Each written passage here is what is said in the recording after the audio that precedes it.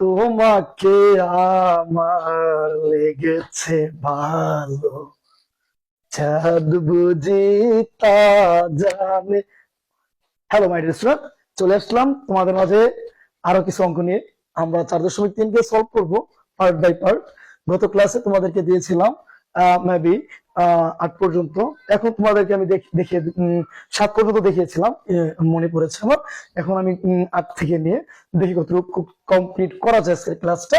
তোমরা যতটুকু পর্যন্ত মনোযোগ থাকবে চেষ্টা করবো ততক্ষণ পর্যন্ত ক্লাসটা নেওয়ার জন্য। যদি তোমাদের মনোযোগহীন হয় তাহলে আমি কিন্তু এখানে স্টপ করে দেবো ক্লাসটা, ঠিক আছে? তো লক্ষ্য করো, আমি তোমাদেরকে এখন 9 নম্বর অঙ্কটা না, সরি 8 নম্বর অঙ্কটা দেখাবো। গত ক্লাসে তো মিস্টেক ছিল, আমাদের 8 লিখেছিলাম আমরা, হয়তো 7 হইতো আর কি। তো ধন্যবাদ।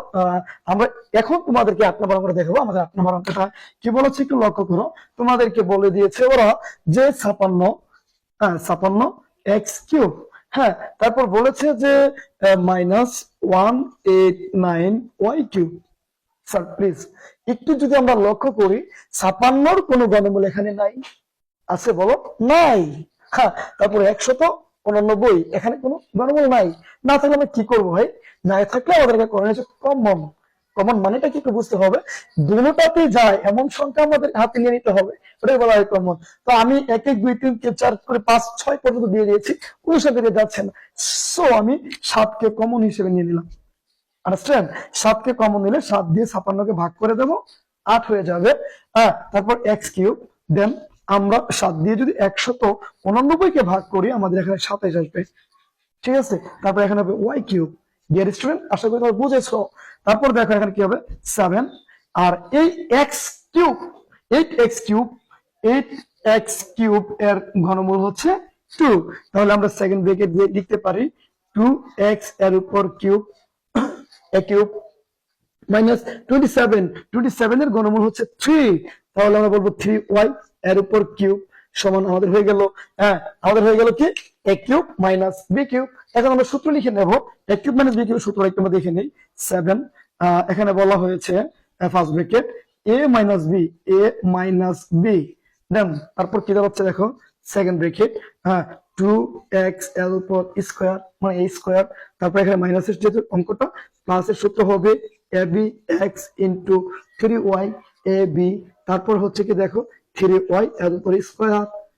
এই হচ্ছে আমাদের a কিউব মাইনাস b কিউবের সূত্রটা দাঁড়িয়েছে a cube minus b cube a minus b into a square plus ab plus b square. এখন আমাদের করণীয় হচ্ছে কি দেখো 7, এখান থেকে কমন নিব 2x মাইনাস 3y। তারপর কি হচ্ছে দেখো, আমরা এটাকে ভেঙে দেব, এখানে হবে 4x স্কয়ার। তারপর হচ্ছে 3 দুগুণে 6 মানে 6xy প্লাস 3 3 9 9y স্কয়ার। এবং আমাদের আনসারের সমাধান হয়ে গেল। তো আশা করি তোমরা প্রত্যেকগুলো বুঝেছো। আমি তার পরবর্তী যে অঙ্কটা আছে ওটা করার চেষ্টা করি। তো ওকে, 9 নম্বর অঙ্কটা আমরা দেখে নেবো কি আমাদের কি বলেছে। ডিয়ার স্টুডেন্ট, আমাদের অঙ্কের যে সবচেয়ে ইম্পর্টেন্ট যে বেসিকটা সেটা হচ্ছে আমাদের বারবার প্র্যাকটিস করতে হবে। একটু অঙ্ক ভুলে যাচ্ছি, আবার ট্রাই করতে হবে, তাহলে আমরা করে পারবো ইনশাআল্লাহ, ঠিক আছে? তো আমরা চলে যাচ্ছি এখন 9 নম্বর অঙ্কে। আমাদের 9 নম্বরে বলেছে 3x, ওকে, 3x মাইনাস, হ্যাঁ, তারপর বলেছে যে 75x কিউব। স্যার আমরা কিন্তু এখানে কোনো সূত্র পাচ্ছি না, এগুলো না পাইলে আমাদের কমন নিয়ে নিতে হবে। ওই যে বললাম 2টা থেকে 22 নিয়ে নিতে হবে। এখান থেকে আমরা কমন নিয়ে নিলাম 3x 1 মাইনাস, তারপর দেখেন 2 5x স্কয়ার। কারণ আমরা 75কে যদি 3 দিয়ে ভাগ করি হবে 25, আর x 3টা ছিল একটা সামনে চলে আসছে আর 2টা আছে। আন্ডারস্ট্যান্ড? দেন আমাদের কি দাঁড়াচ্ছে দেখেন, আমাদের দাঁড়াচ্ছে 3x। এখন আমরা এখানে সূত্র পাইলাম, একটা সূত্র বুঝলেন নেই, 25 এর বর্গমূল হচ্ছে কত 5x এর উপর স্কয়ার। আপনারা দেখেন আমরা 1 এর উপর স্কয়ার দিলেও এখানে 1ই হবে। আন্ডারস্ট্যান্ড? তো a square minus b square, দেখেন a square minus b square, এতক্ষণ আমাদের প্রথম থেকে কাজে লাগছিল না, এখন তো কাজে লেগে গেছে। তাহলে কি দাঁড়াচ্ছে আপনারা দেখেন, এখানে দাঁড়িয়েছে যে 3x, তো a প্লাস b মানে 1 plus 5x into 1 minus 5x হয়ে গেল আমাদের অঙ্ক নাম্বার 9 সলভ। ইজি না অঙ্কগুলো ভাইয়া? তোমরা বলো ইজি না? ওকে, ইজি। আর আমার একটা কথা কি আপনারা জানেন, আমি আমার ক্লাসে প্রত্যেকটা স্টুডেন্টকে একটি কথা বলি। আমি অষ্টম শ্রেণীতে একটি হাই স্কুলে ক্লাস নিই। তো আমি ওদেরকে বলি যে তোমরা ক্লাসে যখন আমি ঢুকি প্রবেশ করি, তখন আমি বলি যে তোমরা আগে বলো যে অঙ্ক সহজ। তো 3 বার বলো সহজ, আসলে অঙ্ক সহজ। যদি তোমরা না বলো সহজ, তারপর মাইন্ড সেটআপটাকে যদি বলো যে কঠিন, তবে অবশ্যই কঠিন, কিন্তু মাইন্ড সেটআপটাকে রাখতে হবে ইজি। না এটা কোনো অঙ্ক হলো ভাই? দেখ, আমি তোদেরকে দেখতে দেখতে আরেকটি অঙ্ক এরকমই দেখাচ্ছি, যে এখানে বলা হয়েছে 4x² - y², 4x² - y² আমার দোষ হবে, হ্যাঁ, কারণ আমরা অলরেডি করে দিয়েছি আমরা। তো এখানে বলা হয়েছে ভাই আমাকে করতে হবে, কেন আমি করবো? তোরা করবি। দেখ কি বলছে এখানে, টাকা 2x এর উপর স্কোয়ার - y এর উপর স্কোয়ার। কি রে ভাই, আমাকে সব করতে হবে?